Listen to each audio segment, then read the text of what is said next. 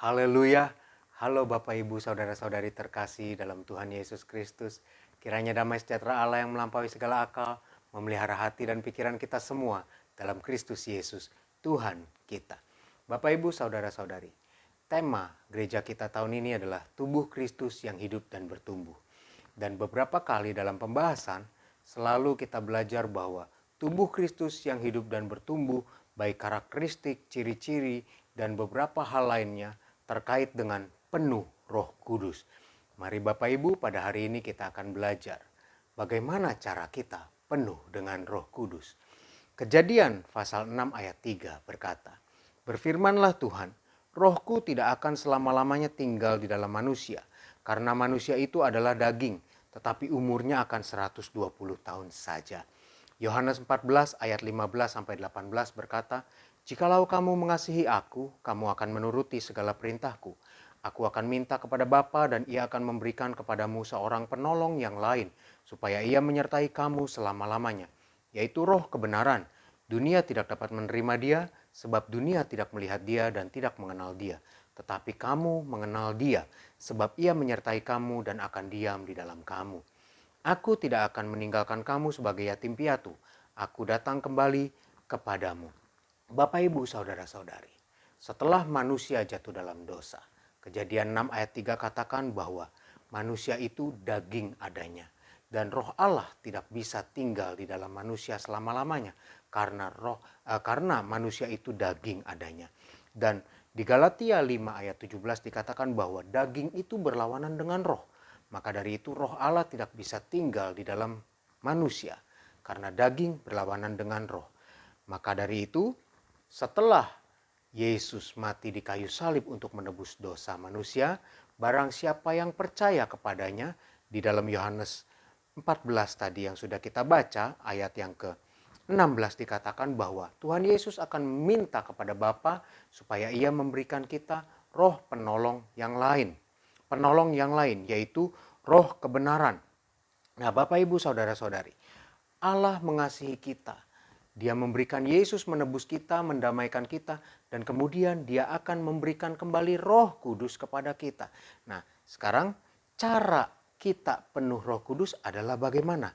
Setelah kita bertobat, kita dibaptis. Tentunya keadaan kita sebagai daging ini belum hilang. Selama daging ini belum mati, tubuh kita ini belum mati, daging ini masih ada di dunia. Kebiasaan-kebiasaan daging ini yang sudah terbentuk sekian tahun, ini tidak mudah berubah. Maka dari itu dalam ilmu pengetahuan ada salah satu ilmu pengetahuan yang membahas tentang perilaku dilakukan terus-menerus menjadi kebiasaan. Kebiasaan dilakukan terus-menerus menjadi budaya. Nah, selama kita hidup di dunia, daging ini, perilaku-perilaku daging sebagaimana tertulis di dalam Galatia 5 ayat 19, dimulai ayat 19, itu perilaku daging yang sudah menjadi kebiasaan, itu tentunya sulit untuk kita rubah Bapak Ibu. Kita harus rubah ini menjadi budaya yang baru. Maka dari itu, cara kita penuh Roh Kudus, langkah pertama adalah setelah kita dibaptis menerima Tuhan Yesus sebagai Tuhan dan Juru Selamat, kita rubah kebiasaan-kebiasaan atau budaya-budaya daging menjadi budaya hidup dalam roh. Ini yang pertama kita lakukan. Supaya apa? Roh Allah dapat kembali hidup di dalam kita. Kita hidup di dalam roh. Jadi daging, budaya-budaya daging yang itu harus mati, yang seperti Kejadian 6 ayat 3 katakan bahwa manusia itu daging adanya, itu kita rubah, turn back daging. Jadi kita sekarang budayakan hidup yang baru. Mari kita hidup dalam roh, budayakan hidup dalam roh. Bapak, Ibu, Saudara-saudari, jangan kita pikir hal-hal yang sulit. Hal-hal yang sederhana saja. Mulai dari setiap kita tentunya punya emosi. Bisa marah. Hal sederhana aja. Mulai kalau kita misalnya mau marah, mau meledak-ledak, kita tahan emosi. Atau kalau Bapak Ibu punya tantangan lainnya, perbuatan daging lainnya, melihat sesuatu yang cabul atau hal-hal yang sederhana di dalam hidup Bapak Ibu Saudara-saudari sehari-hari. Mari kita mulai rubah perilaku itu. Rubah berulang-ulang. Rubah menjadi perilaku yang baik, perilaku dalam roh, menjadi kebiasaan dalam roh, kemudian menjadi budaya dalam roh. Saya percaya ini menjadi pintu masuk buat kita, buat Roh Kudus masuk ke dalam kita dan memenuhi kita. Tuhan tolong kita semua.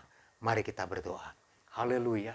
Tuhan Yesus, terpujilah Engkau Tuhan kekal selama-lamanya, Allah yang baik. Begitu besar kasih-Mu kepada kami Tuhan, sehingga Engkau mau berada dalam kami, Engkau mau kembali bersama kami Tuhan, sehingga kami Tuhan dapat kembali Tuhan nanti, waktu Engkau datang kembali bersama-sama dengan-Mu. Melalui Roh Kudus-Mu, Engkau mau diam di dalam kami.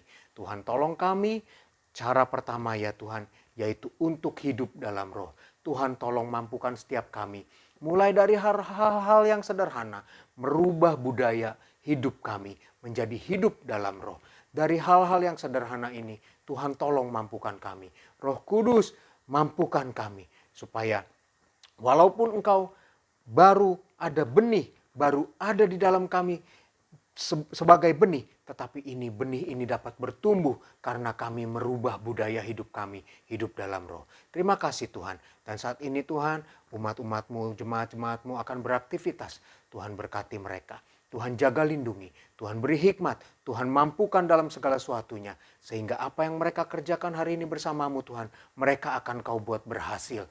Mereka Engkau jaga, beri kesehatan kekuatan.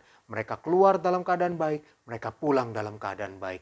Tuhan berkati kami semua, kami serahkan hidup kami kepadamu. Terpujilah Engkau Tuhan kekal selama-lamanya, di dalam nama Tuhan Yesus Kristus. Haleluya. Amin. Selamat beraktivitas, Tuhan Yesus memberkati.